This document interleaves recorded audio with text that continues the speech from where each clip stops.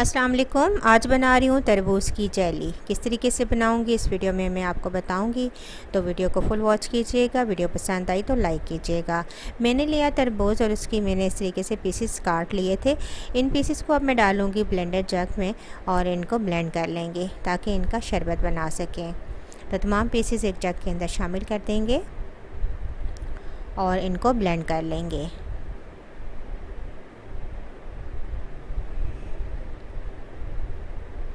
Blend करने के बाद अब इसको हम छान लेंगे ताकि इसके बीज वगैरह निकल जाएं। अब मेरे पास है जेलेटिन और ये तकरीबन 2 टेबलस्पून जेलेटिन में लूँगी और इसको मैं सोक कर दूँगी। थोड़ा सा डालेंगे पानी और इसको मिक्स करके रख देंगे एक साइड पर।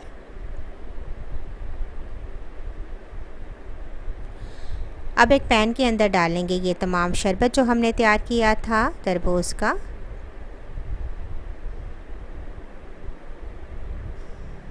इसके अंदर डालेंगे हाफ़ कप चीनी, थोड़ा सा नमक,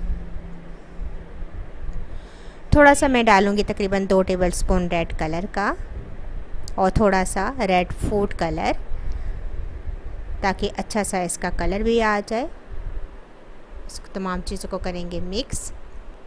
फ्लेम को हाई रखेंगे और इसको पकने के लिए छोड़ देंगे ताकि इसका कुछ पानी रिड्यूस हो जाए और थोड़ा सा शरबत गाढ़ा हो जाए। तो देखें शरबत हमारा गाढ़ा हो चुका है। मैंने तकरीबन 10 से 15 मिनट हाई फ्लेम पर इसको रख दिया था। अब इसके अंदर डालेंगे 1 टेबलस्पून लेमन जूस और जो जेलेटिन हमने घोल कर रखी हुई थी वो हम डाल देंगे इसके अंदर।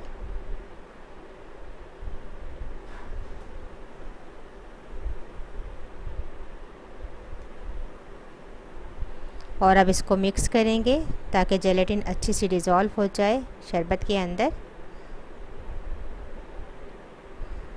अब हम फ्लेम ऑफ कर देंगे और अच्छा सा मिक्स करने के बाद इसको हम निकाल लेंगे। मैंने लिया है एक जेली मोल्ड। आप किसी भी मोल्ड के अंदर या किसी बर्तन के अंदर भी ये जेली जमा सकते हैं।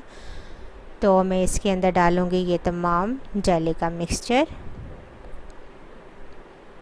और इसको हम रख देंगे फ्रिज के अंदर 2 घंटों के लिए ताकि अच्छी सी सेट हो जाए।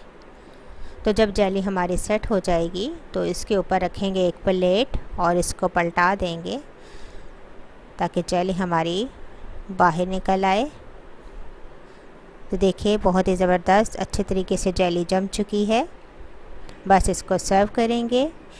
खूबसूरती के लिए मैंने इसके ऊपर रखा पुदीने का पत्ता और बहुत ही ज़बरदस्त देखने में भी और खाने में भी। ज़रूर ट्राई कीजिएगा। वीडियो पसंद आई तो ज़रूर लाइक कीजिएगा।